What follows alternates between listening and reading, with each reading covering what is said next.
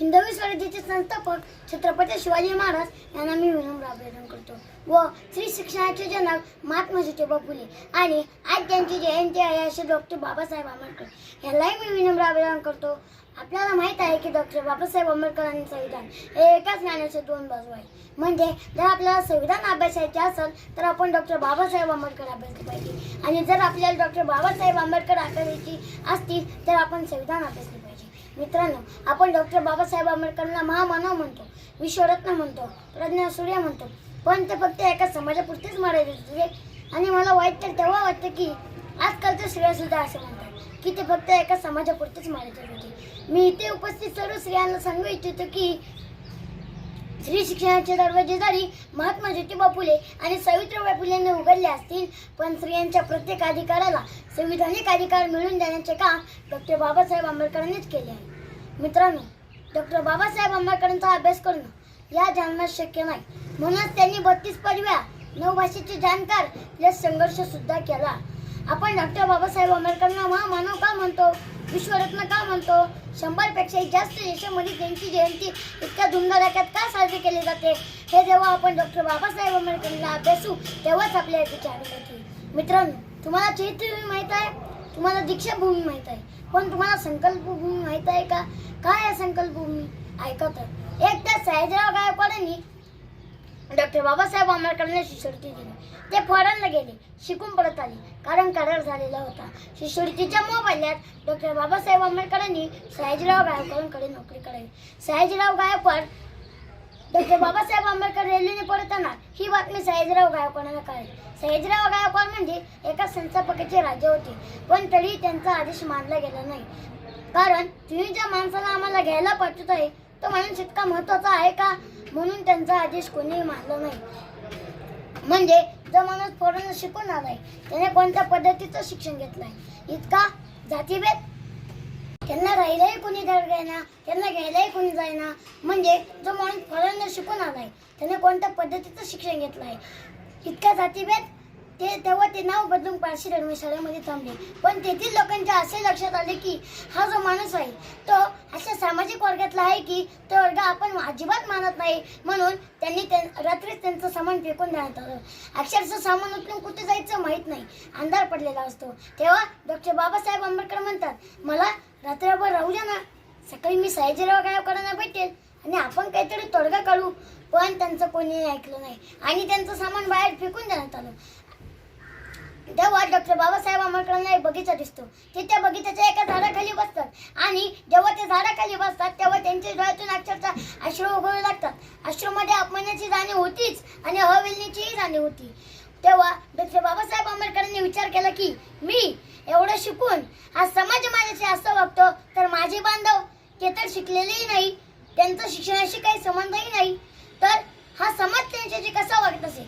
म्हणून डॉक्टर बाबासाहेब आंबेडकरांनी संकल्प केला की मी माझ्या बांधवांना न्याय मिळवून देईन, तेव्हाच मी निश्चित थांबेल. आणि त्यांनी केलेला संकल्प आज आपल्या समोर दिसत आहे. मित्रांनो, डॉक्टर बाबासाहेब आंबेडकरांनी ज्या झाडाखाली संकल्प केला त्या झाडाखाली आजही डॉक्टर बाबासाहेब आंबेडकरांची मूर्ती आहे आणि त्या जागेला संकल्पभूमी म्हणतात आणि त्या बागेचे नाव सयाजी बाग असे आहे. आजही लोक तिथे येतात. म्हणजे जे छोटासा मुलगा त्याला राहिलाही कोणी देईना, त्याला कोणी पाणीही प्यायला देईना आणि तोच मुलगा विश्वरत्नपर्यंत जाण्याची हिंमत ठेवतो, हे फक्त शिक्षणाच्या बरोबर.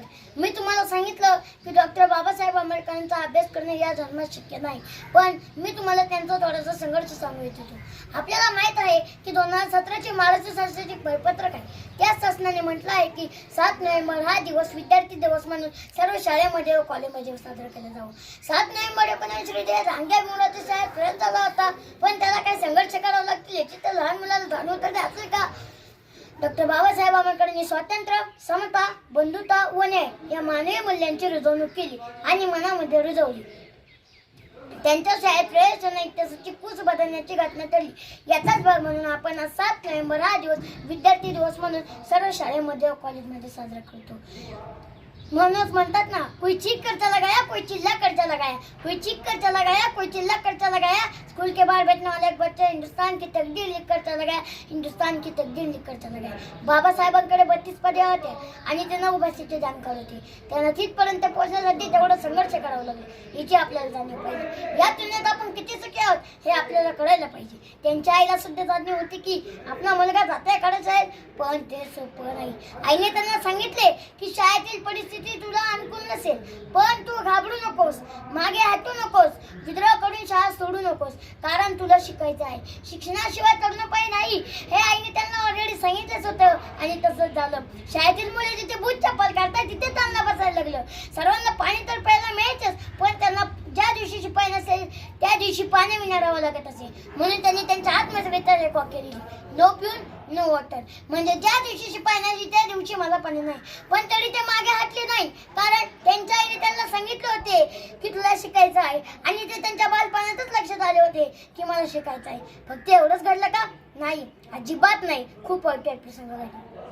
जेव्हा शिक्षक प्रश्न विचारायचे तेव्हा सगळ्यांच्या हात खाली फक्त लांडगे मोहनचा हात वर असे। प्रत्येक वेळी असे करायचे, पण त्यांना प्रश्न विचारला जात नसे। शिक्षक म्हणायचे, तुला शाळेच्या बाहेर बसायला मिळतंय ना, हेच तुला नशीब समज, नाहीतर तुला शिक्षण सुद्धा अलाउड नाही। लांडगे भीमरावांनी वडिलांना सांगितले की बाबा किती पदोपदी अपमान।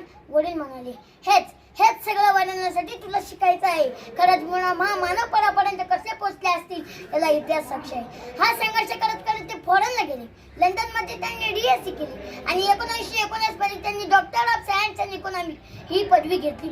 या 100 वर्षात अजूनही कोणाला ही पदवी मिळाली नाही। म्हणजे या छोट्याशा मुलाला शिकणं खूप अवघड, त्याने जिद्दीने आपला संघर्ष सहन करत हे सर्व केले। आजही लंडनच्या लायब्ररी समोर डॉक्टर बाबासाहेब आंबेडकरांचे पुतळे आहे। जगातील नंबर 1 स्कॉलर आजही बाबासाहेबांना म्हटलं जातं। ते असे म्हणतात की ते मसुदा समितीचे अध्यक्ष होते आणि लाल बहादूर शास्त्री यांचा समावेश चर्चा करत होते की संस्कृतमधून आपण वेगवेगळे विषय घेतो, पण त्याचा आपल्याला वार्तालाप करता येतात का, ते विषय मांडता येतात का, त्याची चर्चा करता येते का। लाल बहादूर शास्त्रींना संस्कृत येतच होती, पण त्यांना संस्कृत शिकण्याची परवानगी नव्हती। त्यांना एवढं अस्खलित संस्कृत येणं हे तर आश्चर्यच होतं। हे फक्त शिक्षणाची दडवण। डॉक्टर बाबासाहेब आंबेडकर म्हणतात, याला दुःखाचा सामना करायचा आहे, सुटका मिळवायचा आहे, त्याला लढावं लागेल आणि ज्याला लढायचं आहे त्याला शिकावं लागेल, कारण ज्ञानाशिवाय पडावं हेच लक्षात ठेवून ते 21 तास अभ्यास करू लागले। जगातील नंबर 1 स्कॉलर आजही बाबासाहेबांना म्हटलं जातं। मित्रांनो, डॉक्टर बाबासाहेब आंबेडकर म्हणतात, आपल्याकडे जर 2 रुपये असेल तर 1 रुपयाची भाकर घ्या आणि 1 रुपयाचं पुस्तक घ्या, कारण भाकर आपल्याला जगवेल आणि पुस्तक आपल्याला जगायचं कसं ते शिकवेल। एक वेळा आपल्या पायात चप्पल नसली तरी चालेल, पण हातात पुस्तक पाहिजे। खरंच आपल्या हातात पुस्तक आहे का? शेवटी मी एवढंच सांगतो की नचोरहार्यम नचराजहार्यम नभतृभाज्यम नचभाजकारी यम कृतम वर्धते एव नित्यम विद्याधनम सर्वधन प्रधानम।